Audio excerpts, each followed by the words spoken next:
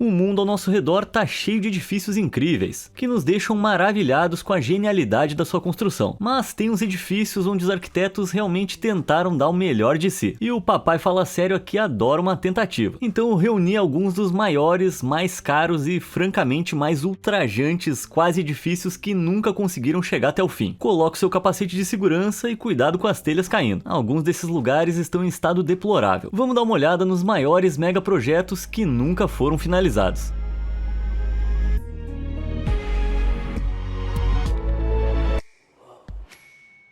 Pontes da Copa.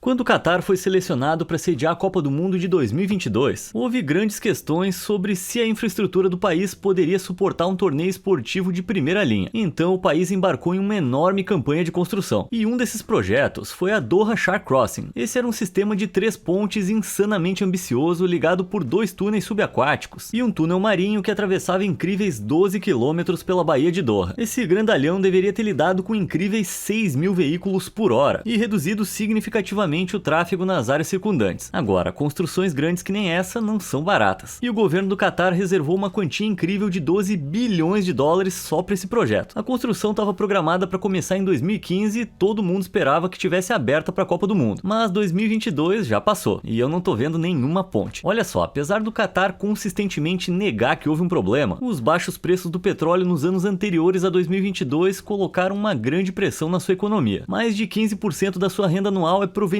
do petróleo, e sem esse dinheiro, alguns dos projetos massivos tiveram que ser adiados. Mas só porque a ponte não tá lá agora, não significa que ela nunca vai estar. O governo do Catar anunciou no orçamento de 2020 que estavam relançando o projeto e esperavam concluí-lo até 2024. Se isso é verdade ou não, ainda não sabemos. Eu tenho as minhas dúvidas. E ó, se não acontecer, pode ter certeza que eu vou ver alguns de vocês em 2024 aqui pra gente dar uma zoada nessa galera. Catedral Centenária. Tá, nenhum vídeo sobre edifícios inacabados ia ser ironicamente completo sem o mais famoso edifício inacabado do mundo. Quer adivinhar onde fica?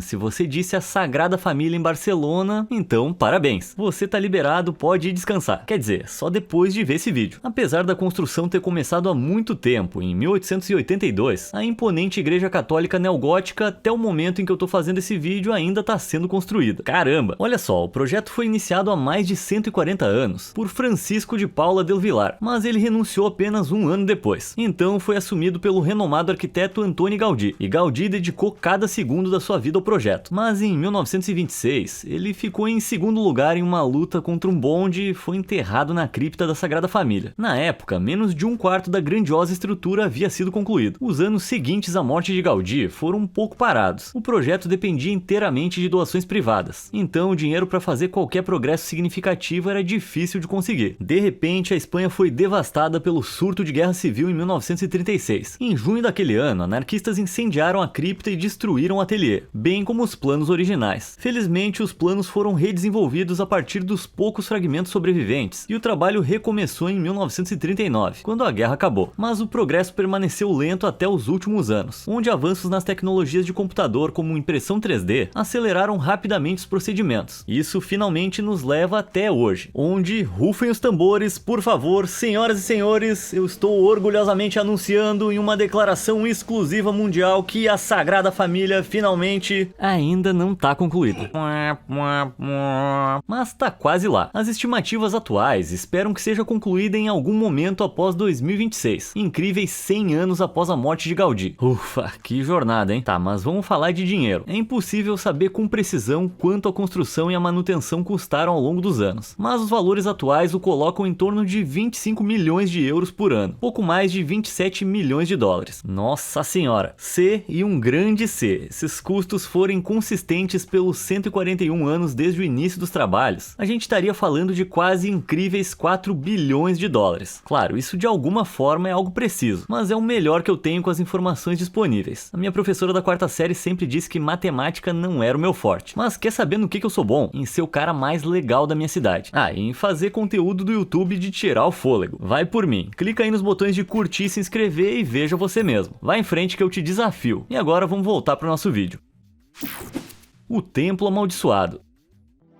Assim como Gaudí, muitos arquitetos ambiciosos nunca chegaram a ver os frutos acabados do seu trabalho. Um desses foi o rei Bodalpaya, o sexto rei da dinastia Konbaung de Myanmar, que governou o país de 1752 a 1885. Mas os sonhos arquitetônicos de Bodalpaya não deram errado pelas mesmas razões que os de Gaudí. Ele havia recebido um artefato budista sagrado de uma delegação chinesa que visitava. Então, para enclausurar um artefato tão precioso, Bodalpaya começou a construir o maior pagode do país, que no caso é uma construção e não uma música, e possivelmente até do mundo, conhecida como Mingun Patodalg. O trabalho começou no grandioso templo em 1790, a quase 10 quilômetros a noroeste da cidade de Mandalay. Rapidamente se tornou a coisa mais importante da vida do rei, tão importante que ele deixou o comando do estado para o seu filho e construiu uma nova casa para ele perto do local de construção, para que pudesse supervisionar o projeto. Depois de 7 anos, o majestoso templo tinha impressionantes 50 metros de altura, mas a construção tinha cobrado um grande tributo da população e rumores de uma estranha profecia começaram a se espalhar entre os trabalhadores. Supostamente, o templo estava amaldiçoado e após a sua conclusão o reino deixaria de existir. E sem reino não há rei. Isso mexeu com a natureza supersticiosa do rei Bodalpaya e qualquer trabalho adicional no templo foi interrompido. Com apenas 1/3 da sua altura desejada, o Mingun Patodalg ainda é uma estrutura impressionante, mas comparado ao que poderia ter sido, acho que a gente nunca vai saber. Quanto à maldição, talvez fosse verdade, talvez fosse uma mentira criada por uma força de trabalho sobrecarregada. É para sempre um mistério ao qual a gente não vai ter resposta.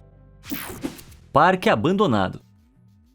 Não tem nada como ir no parque de diversões. A emoção dos brinquedos, aquele cheirinho de cachorro quente, não tem nada mais legal. Mas o parque de diversões Wonderland nos arredores de Pequim foi uma verdadeira montanha-russa por todas as razões erradas. O parque temático de mais de 48 hectares na vila Chenzhuang esperava atrair multidões de 20 milhões de pessoas. Então, claro que você ia pensar que um lugar com altas aspirações pareceria adequado, né? Bom, dá uma olhada por si próprio. Eita, a construção começou em meados da década de 1990, mas foi interrompida repentinamente em 1998 e o local foi abandonado. Rumores se espalharam rapidamente sobre por que o trabalho parou, desde a descoberta de valas comuns até mesmo suspeitas de assombrações. Quem é que ia querer andar numa montanha-russa do lado de um fantasma?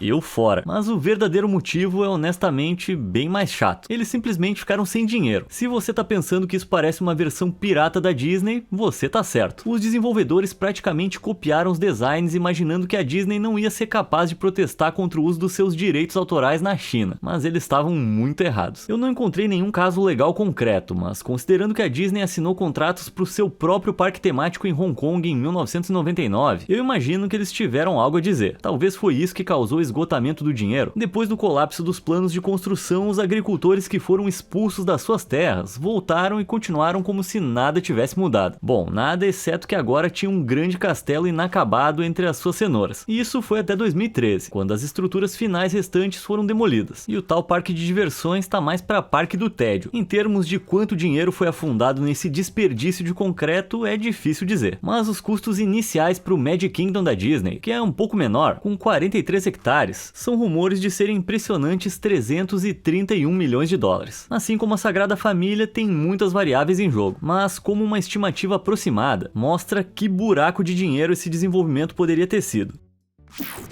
Shopping estagnado.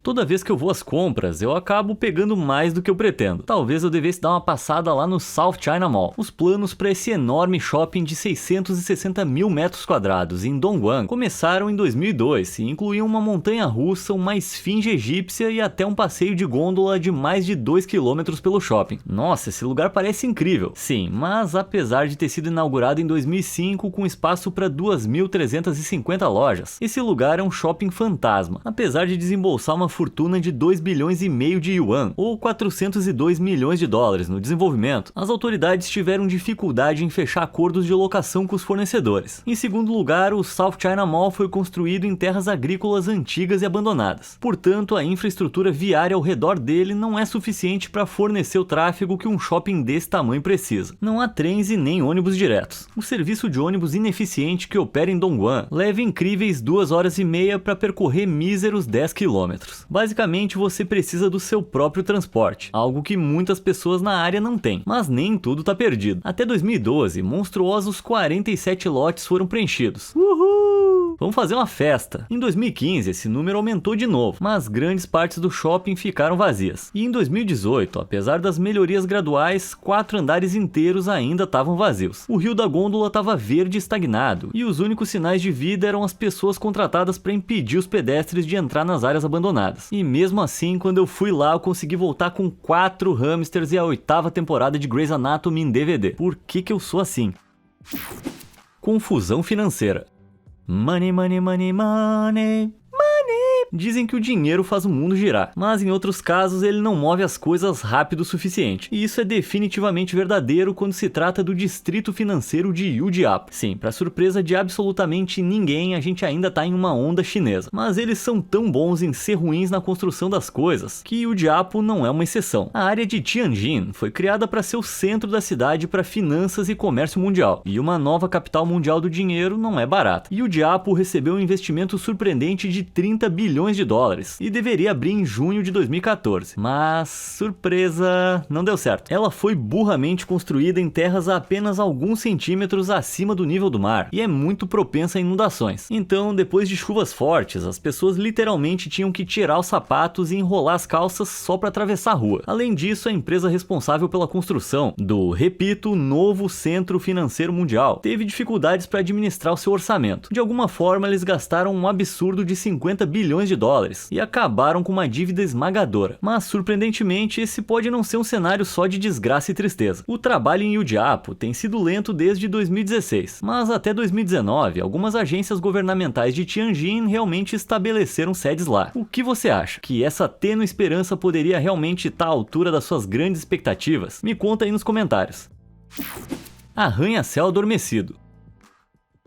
Pelo jeito, a ironia dos centros financeiros fracassados não é só um problema chinês. Em Caracas, capital da Venezuela, o centro financeiro com finanças mirou na lua e errou de maneira espetacular. Em 1990, começaram as obras em um novo e chamativo prédio financeiro para corretores de ações e banqueiros da Venezuela. E com 171 metros de altura, é atualmente o 3º prédio mais alto do país. Só que em 1994, o governo venezuelano tomou controle dos bancos e absolutamente arruinou a economia. O trabalho na torre parou quando o dinheiro acabou. Então o governo assumiu isso também e por anos ela ficou como essa mancha inacabada sobre a cidade empobrecida. Depois, nos anos 2000, Caracas sofreu outro golpe massivo, dessa vez devido à grave falta de moradia. Isso levou a áreas de invasores ocupando os escritórios abandonados em 2007 e os equipando com utilidades básicas. Nos anos seguintes, a invasão se encheu de barbearias improvisadas, mercearias, salões de beleza e até mesmo um dentista de beco. Até 2011, mais de 700 famílias estavam se refugiando na torre. O centro financeiro se tornou a favela mais alta do mundo. Que ironia. Fontes externas criticaram a favela como um antro de crime e produtos ilícitos, mas aqueles que estavam lá dentro a chamavam de uma espécie de utopia comunal. Infelizmente para eles, o sonho foi curto. Em 2014, o governo evacuou centenas de famílias e as realocou em novas casas ao sul de Caracas. Em junho do ano seguinte, todos haviam sido removidos e o centro financeiro com finanças estava vazio novamente. Havia rumores de que bancos chineses estavam interessados em reformá-lo para o seu uso original, mas isso nunca se concretizou. E enquanto a Venezuela ainda atravessa dificuldades econômicas, é difícil ver isso mudando.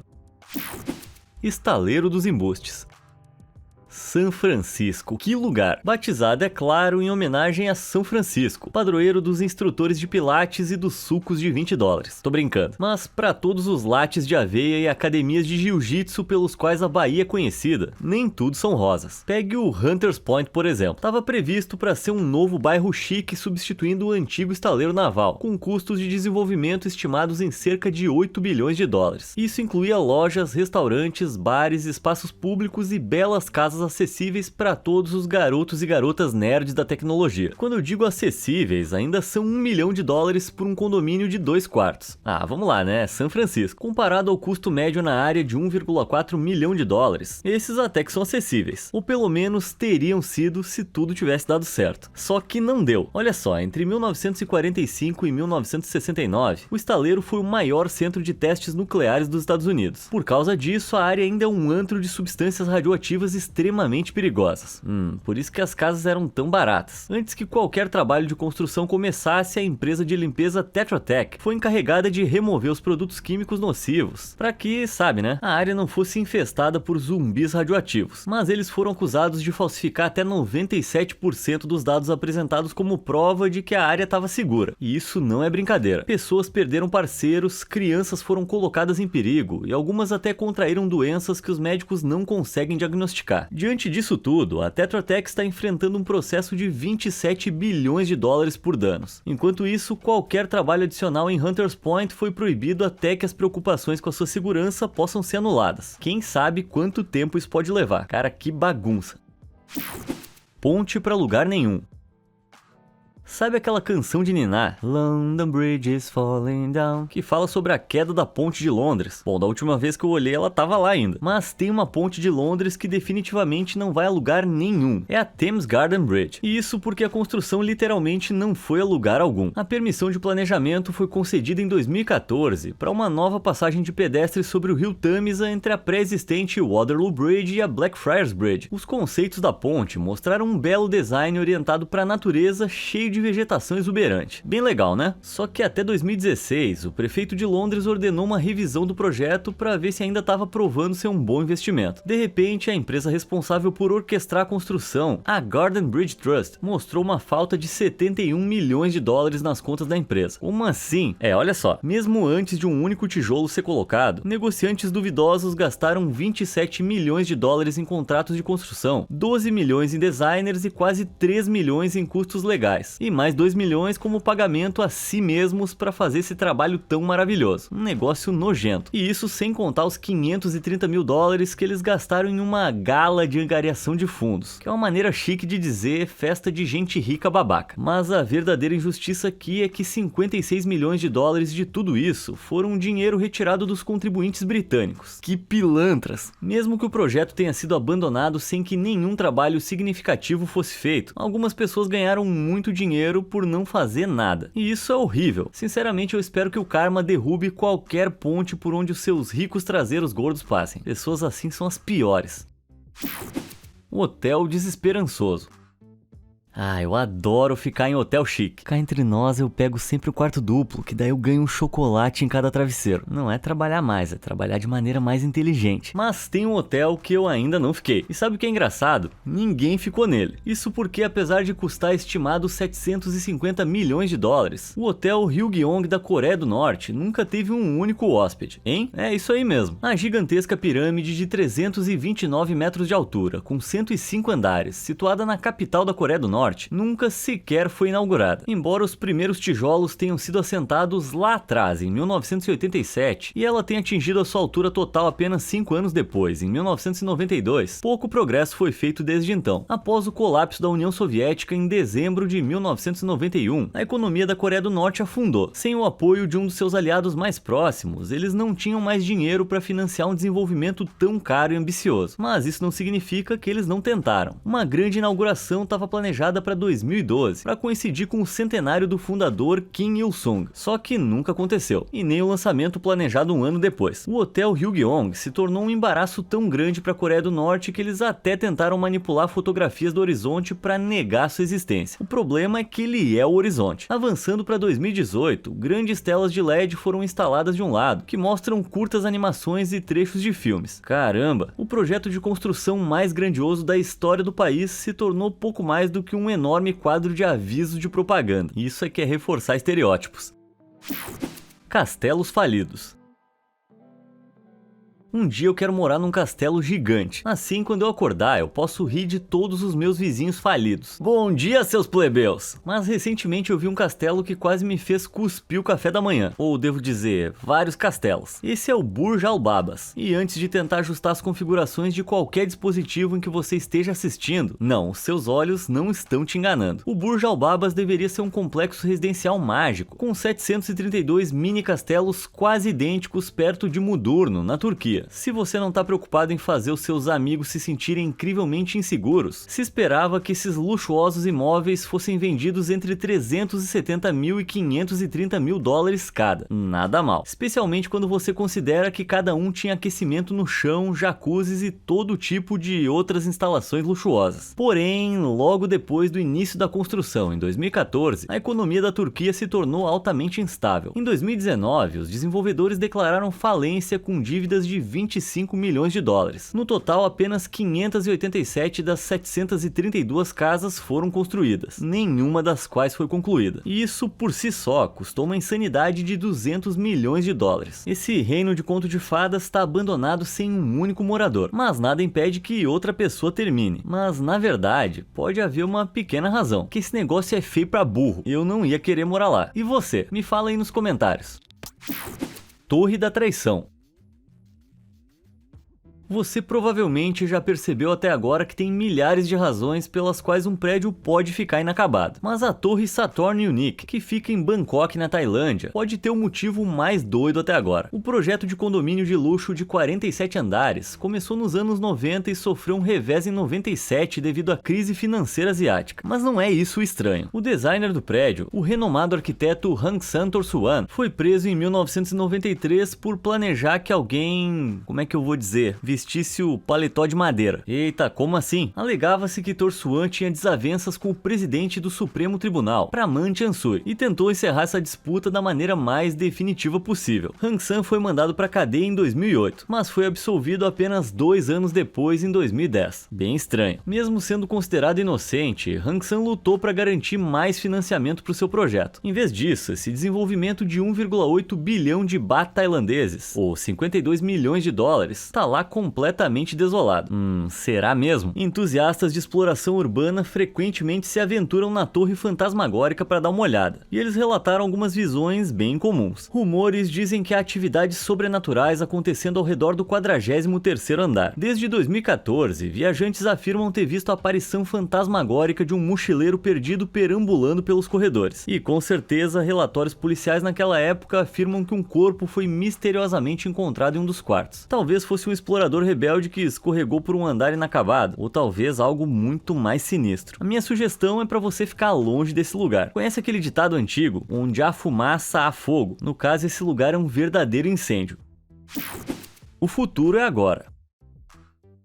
Você já sonhou com como vão ser as casas do futuro? Eu já. Eu chegando na garagem com meu carro voador, entrando pela porta e a minha bela esposa robô me esperando com uma pizza. Parece demais, né? Bom, a gente nunca sabe o que o futuro pode reservar. Pelo menos é o que os desenvolvedores das casas Xanadu descobriram. Tá, deixa eu explicar. De volta aos anos 1980, uma série de casas experimentais surgiu nos Estados Unidos, mostrando as possibilidades da vida no futuro. Através das 3 casas que ficavam na Flórida, no Wisconsin e no Tennessee, a Xanadu apresentou um futuro idealizado do design residencial. Concreto? Que nada. Isso é coisa da década passada. Cada casa Xanadu foi construída inflando um grande balão e pulverizando-o com uma espuma de isolamento especial de poliuretano. Isso não apenas era muito mais barato que concreto, mas também bem mais rápido. E deu a Xanadu essa aparência futurista estranha. Mas assim como nas caixas de pizza, a mágica tá dentro. A Xanadu tinha tudo que a casa dos sonhos poderia ter. Um spa, salas de festas com projetores de vídeo e uma cozinha de última geração, com um chefe eletrônico que planejava automaticamente refeições nutritivas e equilibradas. Todos os cômodos eram totalmente automatizados e controlados por microcomputadores. Um negócio incrível. Mas então, peraí, onde é que tá o meu chefe automático preparando as minhas deliciosas refeições nutritivas? Bom, o fato é que essas maravilhas interiores rapidamente se tornaram antigas e obsoletas. Todos os equipamentos de computação que formavam a base das reivindicações futuristas da Xanadu eram, na verdade, tecnologia antiga dos anos 50. Apenas 10 anos depois da construção da primeira casa, ela se tornou irrelevante. Em 2005, a última casa foi demolida. E é mais ou menos por isso que os ideais futuristas da Xanadu nunca se materializaram. O negócio estava praticamente morto antes mesmo de começar.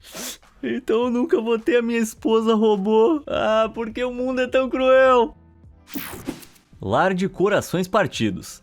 Para muita gente, o lar é um lugar que a gente compartilha com os nossos entes queridos, um lugar para criar memórias preciosas. Felizmente é porque a maioria das pessoas é mais afortunada do que o empresário americano George Boldt. Ele fez milhões na indústria hoteleira ao longo do século XIX, mas quando se tratava da sua própria casa, George queria apostar todas as fichas. Então ele comprou a ilha Hart Island, que fica no rio St. Lawrence em Nova York, como uma surpresa para sua amada esposa Louise. E aqui ele começou a construir uma das maiores casas dos Estados Unidos na época, custando impressionantes 2,5 milhões de dólares. E lembre-se, isso são 2,5 milhões há mais de 100 anos. Ajustando para a inflação, isso é perto de 100 milhões de dólares hoje em dia. Uau! Quer dar uma olhada? Tcharam! Nada mal, né? Só que isso é só um banheiro. Esse é o verdadeiro castelo. Caramba! A construção começou em 1900, mas tragicamente parou em 1904 quando Louise morreu de repente. Arrasado e desolado, George não pôde suportar voltar à ilha como um viúvo solitário. Então os restos da sua mansão audaciosa foram deixados apodrecendo. Por 73 anos, nenhum convidado bem-vindo pisou dentro do castelo Boldt, e com o passar do tempo ele foi destruído pelo clima rigoroso e por vândalos. Mas em 1977, o projeto foi assumido por um fundo que comprou essa elaborada casa por apenas $1. Eles têm feito reparos, e até 2020 eles gastaram impressionantes 50 milhões de dólares só em reformas. Infelizmente, todo o dinheiro do mundo nunca poderia terminar essa casa como ela deveria ser. Ah, que frustração.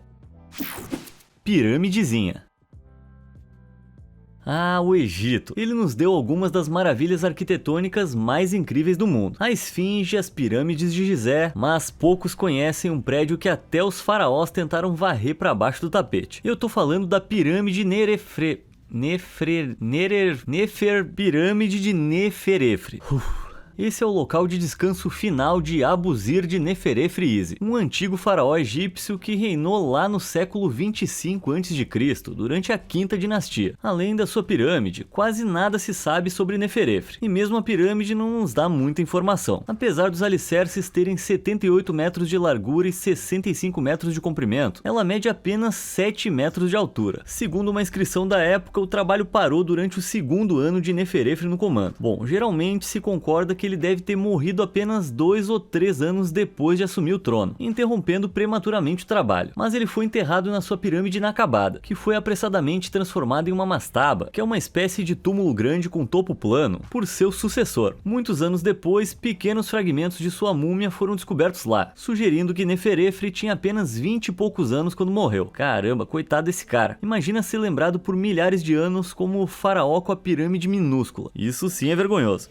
Bom, mas ao contrário de todos esses desastres de construção, eu consegui terminar meu vídeo. Segura aí, hater! Qual desses buracos de dinheiro inacabados você mais gostaria de ver concluído? Me conta aí nos comentários e obrigado por assistir.